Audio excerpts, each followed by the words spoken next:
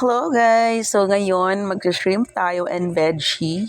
Since Sundays, walang trabaho. So, naisipan ko mamalengke, maaga pa lang. Umpisa natin sa pagbili ng bigas, since naubusan na ng bigas. And pupunta na naman ako sa palengke para bumili ng mauulam. Since nakita ko medyo fresh yung shrimp, yun yung binili ko. At ang mahal, pero ayos lang. And nag-proceed naman ako sa mga gulayan kasi veggie is life. So, ayan na nga, since maaga pa, wala pa masyado namimili, kaya nakakapili pa ako ng maayos ng mga gulay. So, ayan, pauwi na. Malapit lang naman ang palengke sa amin. Parang isang tumbling lang naman. So, there, ayan, kinuha ko lang yung bigas, dinaanan ko lang yung binili ko kanina. Eto na, papasok na tayo sa gate.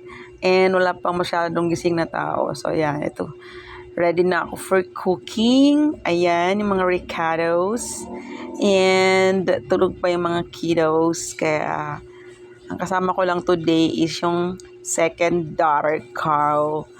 Ayan, slice malala. Ayan, our favorite, number one, yung cabbage, yung shrimp. Favorite ng lahat yan dito sa bahay. Magluto tayo ngayon ng gulay na may shrimp na spicy.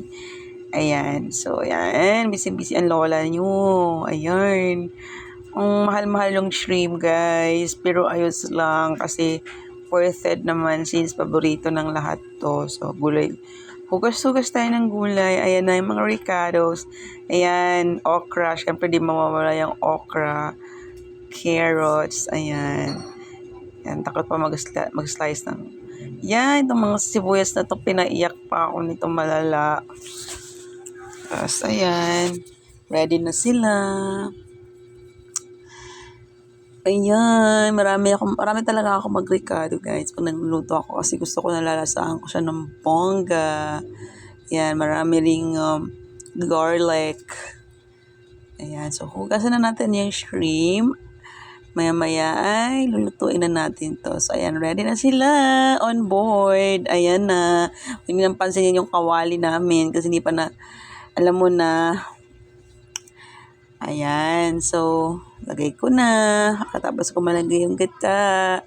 And in a few minutes, maluluto na to. Nakalimutan ko nga palang bumili ng kalawag, yung pampayelo ng sabaw, but that's fine.